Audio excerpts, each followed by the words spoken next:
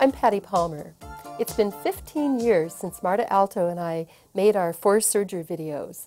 We did 2 basic videos just covering basic garment techniques and then 2 on creative serging. And there's wonderful things that you can do on the serger using decorative threads. Now the threads have changed a little bit. Marta's going to, in this updated DVD of our 2 videos, Marta's going to show you what threads are available today. And she's also going to show you a technique that was not available 15 years ago, and that was the cover stitch. And she's done that to hem this dress. You'll also see our daughters wearing activewear that have been made using the cover stitch. And my daughter Melissa was 3, and Marta's daughter Anastasia was 11. Now they are 17 and 26. And so you'll see them then and now later in the video. Hi, I'm Marta Alto. I'm going to talk to you a little bit about what's happened in decorative threads in the last 15 years. Basically, they're beautiful. They add a wonderful touch to rolled edges or other serged edges.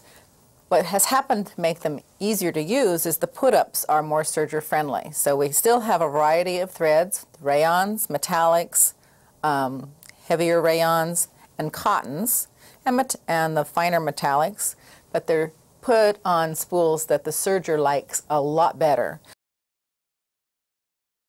The serger has definitely opened up a whole world of threads for us. Because the decorative thread goes in the upper looper and not through the needle for the most part, we're able to use much heavier threads than we use in normal sewing.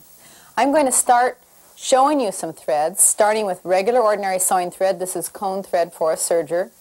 And go on up through the threads. I'm going to talk about the different types of threads available. I'm going to start with regular sewing thread or serger thread. This is from thread on a tube, and then top stitching thread. Just here you can see the difference in thickness at the same stitch length. Then we have the rayons. There are many rayons available in several different weights. The first is a thinner or fine weight rayon, which comes plain or variegated. And then we have a heavier rayon from Madeira called Decor 6. Even heavier is a twisted rayon. Then we get into the rayon ribbons. This ribbon is distributed by Elna, and this is distributed by Rhode Island Elastic. We have a lot of cotton threads available as well. Pearl cotton number 5 comes plain or variegated. Pearl cotton number 8 from DMC comes also plain or variegated. And Metro Pearl, which is actually a rayon but gives the look of pearl cotton and comes on a cone. And you can actually use floss, the kind that comes on a hank, 11 yards to a skein, so you do want to be careful.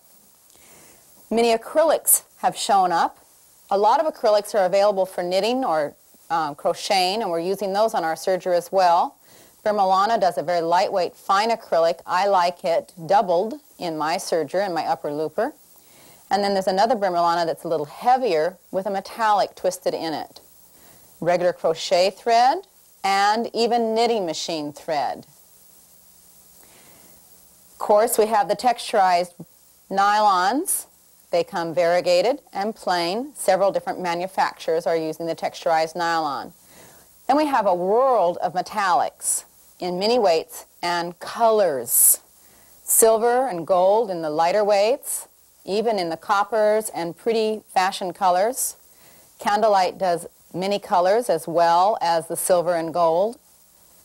There's lame from Madeira, and then a really heavy Madeira twisted metallic that comes out just gorgeous, and even metallic ribbons. Here I've mixed a metallic crystallized thread with regular top stitching thread to give a little sheen to plain cotton thread. In our video, Sewing with Sergers, we talked about tension adjustments. What we want to do now is use those tension adjustments to make pretty patterns with your serger. You can't hurt the machine by changing the tensions. That's what they're designed for. If they were designed to stay stationary, they wouldn't turn. What we're going to do is change the tensions to get different stitch effects. I'm going to start with a balanced tension because it's always good when you do a decorative thread to balance your tensions first, then change for your special effect. So I'm going to do a balanced tension, then I'm going to change the machine to flat lock. That will be our first decorative tension.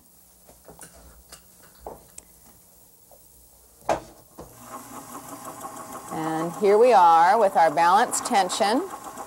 I'm using Decor 6 in my upper looper for my decorative thread.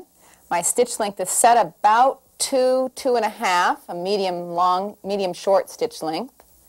And I have balanced tension on the top. We loosen the needle tension all the way loose, so I'm going to dial this all the way as loose as it can go.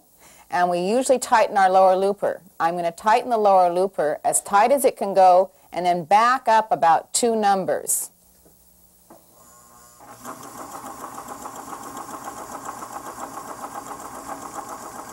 Notice it looks exactly the same on the top of the fabric. The upper looper didn't change at all. What changed is the bottom. Notice the needle thread's now coming all the way out to the edge, and the lower looper has disappeared altogether. This is flat lock tension. And then our flat lock stitch opens up. Isn't that beautiful? On the wrong side we have our needle forming a ladder stitch. On the right side we have our Decor 6 forming loops. Next I'm going to show you what happens when you put the decorative thread in the needle, and then you get a pretty ladder stitch. What I'm going to do is a stitch called a blanket stitch. To do this I've put Decor 6 in my needle. Because of that I've put a larger needle in my machine. I've used a size 14. Now, you know, I can't read the sizes on the needles either, so I use a magnifying glass. It certainly helps. Just a little one like this has saved my life many a time. To do a blanket stitch, you want a loose needle, looser than flat lock. So loose you take it out of the needle altogether, and I even take it out of the clip. So in reality, this Decor 6 is running free without any tension on it whatsoever. To make the thread come all the way to the edge, we need to tighten both loopers. I'm going to tighten them both all the way as tight as they can go. And notice that I've put woolly nylon in both loopers to get it even tighter. It gives a beautiful effect. I think you'll be really surprised when you see this stitch. You want to start very slowly. I've lengthened my stitch as long as I can get on my machine. And there we have it.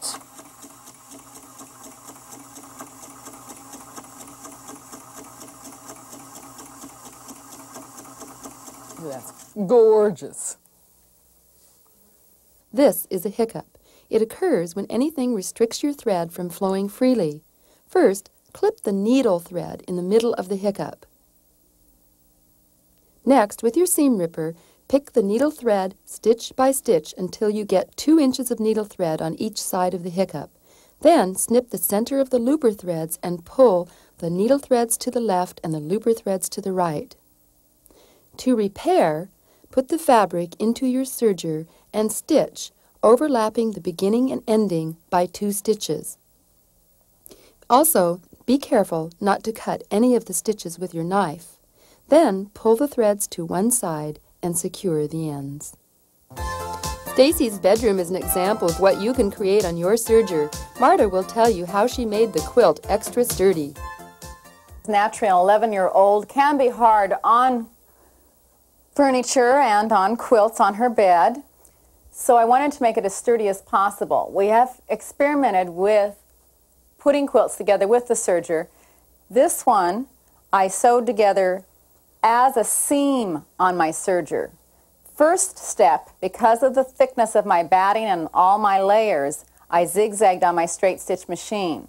What I have here are my front of the quilt, the batting, the lining, batting, and front of the quilt for 2 squares. Those are all sewn together as a sandwich, and then putting pearl cotton in my upper looper, I serged the seam together, so I have a seam that's sticking out. Then, on the straight stitch machine, I top stitched that flat. That made a flat seam, looks like flat lock, but it's a sturdy seam that will wear well no matter what my 11-year-old does to the quilt. When I sewed the rows together, I found I had a lot of bulk, so what I decided to do was stagger the seams so that it wasn't as bulky when I sewed and then did my top stitching.